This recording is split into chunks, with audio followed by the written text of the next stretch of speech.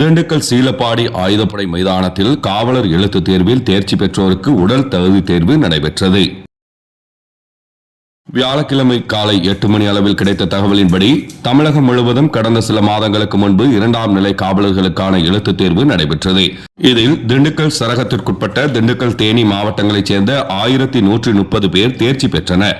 இதனையடுத்து உயர்நீதிமன்ற உத்தரவின்படி தேர்ச்சி பெற்றவர்களுக்கும் கூடுதல் விண்ணப்பதாரர்களுக்கான உடல் தகுதி தேர்வு செவ்வாய்க்கிழமை தொடங்கி 4 நாட்கள் நடைபெற்று வருகிறது.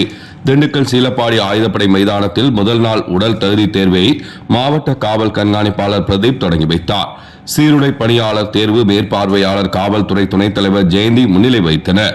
முதல் நாள் தேர்வில் 600 பேர் கலந்து கொண்ட நிலையில் அவர்களுக்கு 1500 மீட்டர் ஓட்டப்பந்தயம் நடத்தப்பட்டது. அதனைத் தொடர்ந்து உயரம், மார்பளவு அளத்தல் நடைபெற்றது. புதன்கிழமை நடைபெற்ற 2ஆம் நாள் தேர்வில் 530 பேர் கலந்து கொண்டனர். 2 நாள் தேர்வில் வெற்றி பெற்றவர்களுக்கு வியாழன் மற்றும் வெள்ளி அடுத்த கட்ட தேர்வு நடைபெறுகிறது. இதில் நீளம் தாண்டுதல், உயரம் தாண்டுதல், கயிறு ஏறுதல் உள்ளிட்ட தகுதி தேர்வு நடத்தப்பட உள்ளது. தேர்வு முழுவதும் வீடியோ எடுக்கப்பட்டது.